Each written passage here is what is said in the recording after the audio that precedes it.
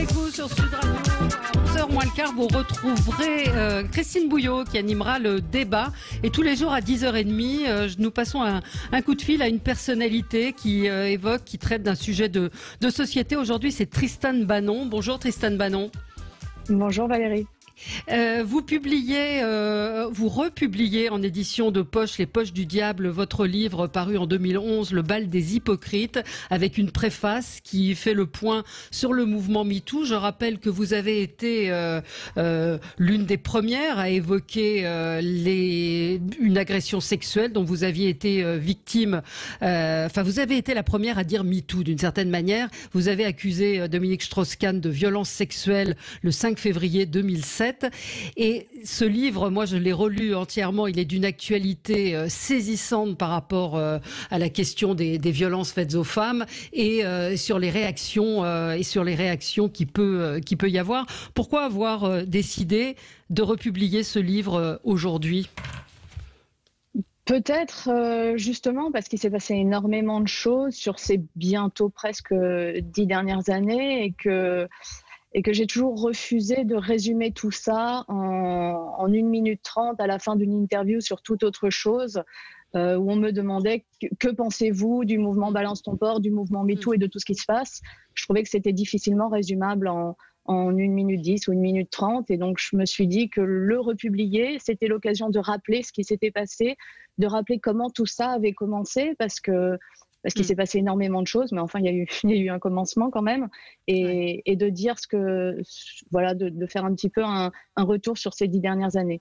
Vous vous interrogez dans la préface sur le fait de ne pas avoir été entendu. Vous dites pourquoi personne n'a dit MeToo avec moi alors qu'elle serait tente à le dire avec d'autres 6 ans plus tard. Comment vous l'expliquez ? Évolution des temps, vous n'aviez pas le profil, comme vous le dites, de la victime parfaite ? Parce que je pense que, justement, c'est une question que je me suis posée parce qu'on me l'a posée beaucoup. On pensait d'ailleurs que j'étais peut-être aigrie ou énervée parce que voilà, c'était entre guillemets devenu à la mode alors que ça l'était pas franchement quand je l'ai fait. Et donc, je me suis posé la question et en fait, d'abord, je suis pas aigrie du tout. Je tenais quand même à le dire. Bien au contraire, je trouve que tout ce qui s'est passé depuis a donné du sens à ce que j'avais fait. Comme je viens de vous le dire, je pense qu'il faut toujours qu'il y ait un début et les débuts, ça va toujours avec beaucoup de casse. De même que toutes les révolutions vont aussi avec beaucoup d'excès et on en voit beaucoup. Et je trouve dommage qu'on refuse, quand on est féministe, de les pointer parce qu'il y a des excès, il y a des débordements et toutes les révolutions sont comme ça. Et c'est comme ça qu'après, on arrive à un équilibre. Et donc, je pense que pourquoi moi, je n'ai pas été suivie, d'abord peut-être effectivement parce que j'étais la première et que c'est pas très fédérateur en général d'être la première. Ensuite, parce qu'en France, on a une mentalité qui fait que quand on se positionne, quand on demande à ce que soit reconnu notre statut de victime, on nous demande justement d'être une victime, de correspondre à l'image d'une victime, alors qu'au moment où on le demande, en général, on n'est plus victime. On a été victime, mais on l'est pas toute sa vie, heureusement. Et c'est là où les Américains ont peut-être beaucoup mieux su gérer ça. Moi, j'avais l'air d'une victime. Et de fait, j'étais au bout de ma vie. En 2011, j'avoue, je dormais plus, je vivais plus. Faut reconnaître que quand les Américaines sont allées comme ça maquillées sur leur haut talon, avec toute leur réussite, avec toute leur beauté, avec tout leur panache, quand elles ont dit MeToo, ça donnait envie de les suivre.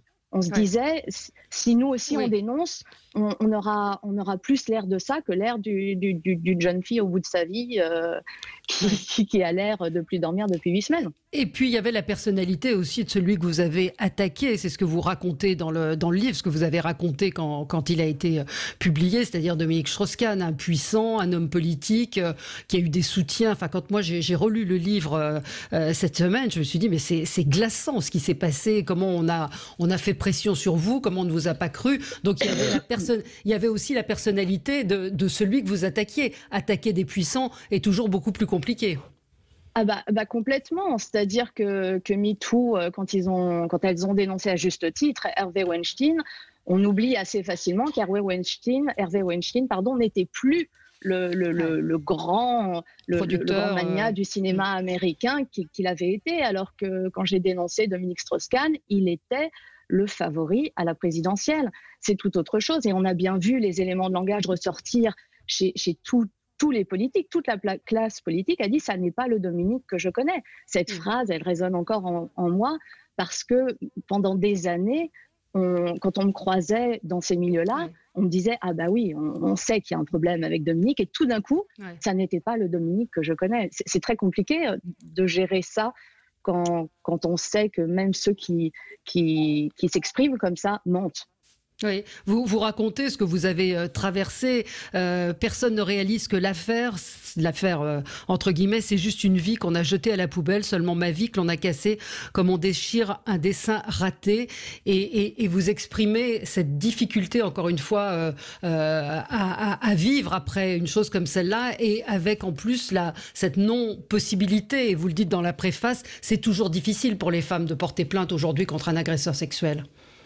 C'est toujours compliqué. C'est de toute façon mettre quelque chose de sa vie entre parenthèses, nécessairement, parce que les hommes qui agressent ne sont rarement des hommes qui sont en dessous de nous socialement, très rarement. Je n'ai jamais vu d'exemple.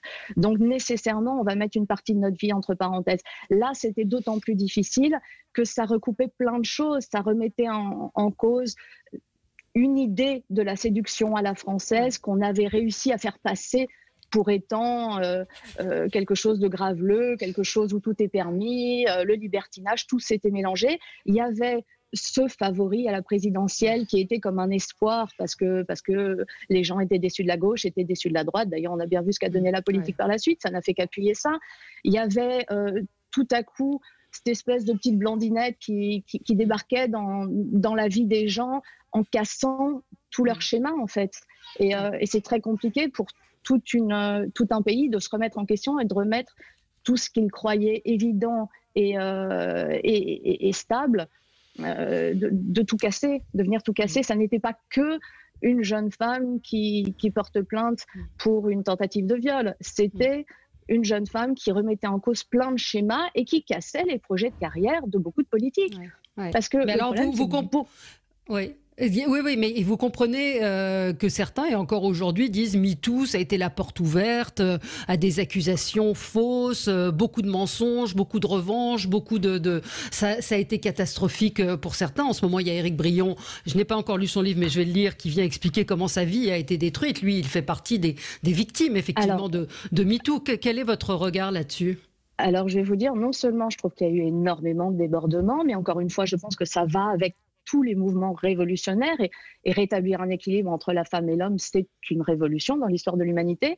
Ensuite, s'agissant d'Éric Brion particulièrement, dans la sphère privée, j'ai jamais pris position dans la sphère publique parce que je trouve que nous, les femmes, on a tendance à beaucoup se tirer dans les pattes. Donc, ce qui n'est pas le cas des hommes. Les hommes, même quand ils ne sont pas d'accord, publiquement, ils font bloc. Et donc, je me suis toujours dit que les femmes avaient besoin qu'on se serre les coudes. Donc, si j'étais pas d'accord, je gardais ça dans la sphère privée. S'agissant d'Éric Brion, moi, j'ai toujours trouvé que c'était redoutablement violent ce qui lui était arrivé par rapport aux faits. Par rapport aux faits, je dis pas que c'est bien ce qu'il a fait. Ça n'est jamais bien quand on est un peu aviné d'aller dire à une femme que elle a de gros seins et qu'on va la faire jouir toute la nuit parce qu'elle est tout à fait son style. Mais ça méritait pas. Ça ne mérite absolument pas de perdre sa famille, son travail. C'est d'une violence extrême. Et puis, qu'est-ce qui reste pour les femmes violées ? Ouais. C'est la question que vous posez aussi dans la préface. Les choses là-dessus n'ont pas tellement évolué, à savoir qu'il y a toujours que 10% de femmes qui portent plainte, que c'est extrêmement difficile d'être cru, d'être entendu. Ce serait à refaire, vous referiez la même chose, vous vous exprimeriez de la même manière ? Je referais la même chose, mais sans doute pas de la même manière. Je pense que peut-être je m'exprimerai plus. J'ai refusé de m'exprimer.